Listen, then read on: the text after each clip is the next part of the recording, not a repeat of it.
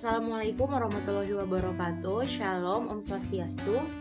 Salam sejahtera untuk kita semua. Perkenalkan, saya Lestari Injilia Samosir. Saya mahasiswa Politeknik Negeri Batam. Saya dari kelompok 2 akan mencoba mempraktikkan coaching dengan salah satu dosen yang ada di sebuah universitas yang ada di Kepulauan Riau ini, yaitu Ibu Hana Jayatri Simanjuntak, SIP, MSI, PhD. Apakah Ibu Elsa bisa mendengarkan suara saya dengan baik? Bisa, sudah jelas.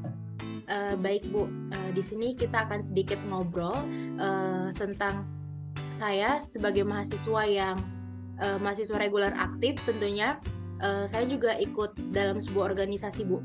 Jadi saya sedikit sulit untuk menyamaratakan, untuk memanajemenkan waktu saya sebagai seorang mahasiswa dan sebagai seorang yang aktif dalam berorganisasi. Mungkin dari Ibu Elsa sendiri nih ada tips atau trik tidak yang akan kita bagi kepada seluruh anggota, seluruh mahasiswa yang aktif organisasi agar dapat manajemen waktunya dengan baik. Silakan kepada Ibu Elsa, saya persilakan.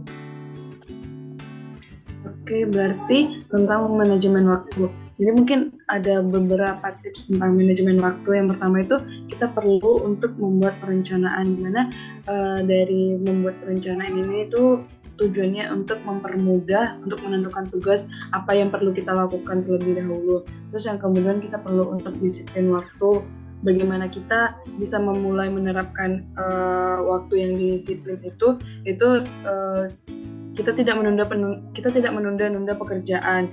Terus kemudian yang ketiga itu kita bisa fokus dengan apa yang kita kerjakan dari yang sudah kita buat tadinya. Kita bisa fokus untuk mengerjakan mana yang terlebih dahulu kita perlu kerjakan, dan kita berusaha untuk mengerjakan apa yang sudah kita agendakan, dan jangan mudah terganggu atau tergoda untuk melakukan hal-hal yang lain, karena tadi kita sudah punya prioritas mana yang perlu kita kerjakan dulu. Kemudian kita berani untuk mengambil keputusan.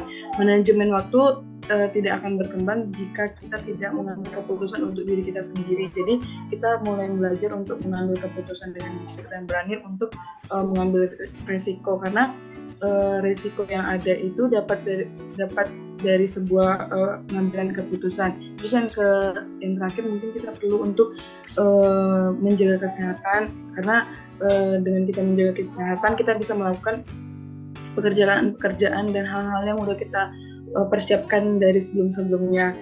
Itu salah satu yang paling penting juga.